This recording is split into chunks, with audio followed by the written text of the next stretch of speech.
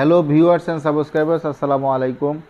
আইনি পাঠশালার সাথে রয়েছি আমি আপনাদের সাথে। আজকে যে বিষয়টি নিয়ে কথা বলবো সেটি হলো যে দখলের ভিত্তিতে জমির মালিকানা থাকছে না। এটা অত্যন্ত সুস্পষ্ট একটা বিষয়।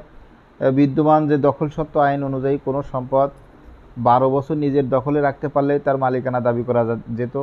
আইনটি পরিবর্তনের উদ্যোগ নেওয়া হয়েছে। নতুন আইন অনুযায়ী জমির মালিকানা নির্ধারণ হবে দলিলের ভিত্তিতে, অর্থাৎ যার নামে দলিল থাকবে তিনি হবেন সেই ভূমির মালিক।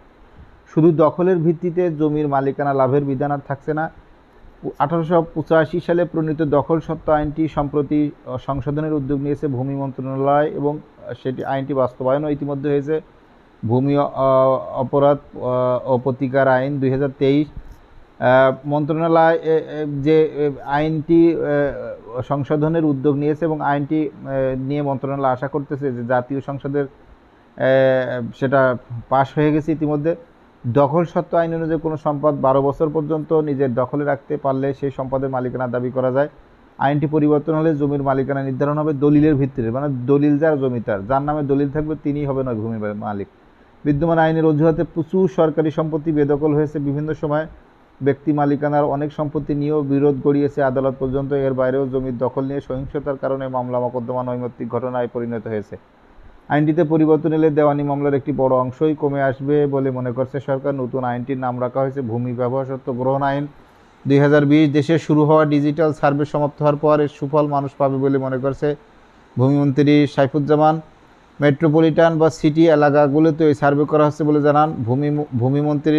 নিউজ বাংলাকে বলেন, মেট্রোপলিটন এরিয়াতেও আমরা ডিজিটাল সার্ভে করছেন এবং সিটি এলাকাগুলোতে করা হচ্ছে। আর এটা করছে যাতে মানুষ ইচ্ছামতো যত্রতত্র জমিতে কিছু না করতে পারে। দলিল দেওয়ার জায়গা তার দলিল নেই অথচ দখল করে আছে দীর্ঘদিন ধরে, এটা আর হতে দেওয়া হবে না। দখল সত্ত্ব আইন সংশোধন করা হবে। আইনটি পাশ হয়ে গেছে ইতিমধ্যে। সংশোধিত আইনের সাজার একটি বিধান আছে। 2 থেকে 2.5 বছরের মধ্যে ডিজিটাল সার্ভে শেষ করা হয়েছে এবং সার্ভে চলমান রয়েছে। সারা দেশে ডিজিটাল সার্ভের বিষয়ে ভূমিমন্ত্রী সেই সময় বলেছিল যে এটা হচ্ছে ডিজিটাল ল্যান্ড সার্ভে। বরগুনা ও পটুয়াখালীতে কোনো সার্ভে হয়নি, এই জন্য আমরা প্রথমেই এই এলাকাটিতেই সার্ভে হবে। এখানে আগে সার্ভে না হওয়াটা তাদের জন্য ব্লেসিংস, তার কারণ এখানেই প্রথম ডিজিটাল সার্ভেটা হবে।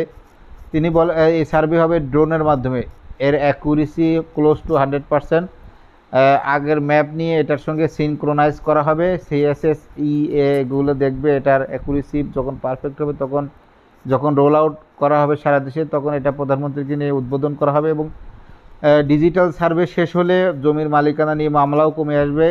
আর এর জন্য বিশেষায়িত ড্রোন আনা আছে জার্মানি থেকে এবং এটা করছে হাইটেক ইকুইপমেন্ট নিয়ে বেসরকারি খাতকে এই কাজে যুক্ত করা হয়েছে যাতে কাজটি অ্যাকুরেট হয়। এই সার্ভের পর আর কোনো সার্ভে করার প্রয়োজন পড়বে না, এটা হবে বেসলাইন। বন্ধুরা, তাহলে দেখা গেল যে সার্ভে যদি ডিজিটাল ল্যান্ড সার্ভে হয় এবং জমি যার দলিল যার জমি তার এবং দখল সত্ত্ব আইন বাতিল হয়, তো এটা জনগণের জন্য অবশ্যই সুখকর বিষয়। দখলের ভিত্তিতে জমির মালিকানা এটা এটা এটা অনেক ভূমিদস্যুদেরকে উৎসাহিত করে। এই আইনটা বাতিল হওয়াতে মানুষ আইনের সুযোগ সুবিধা পাবে।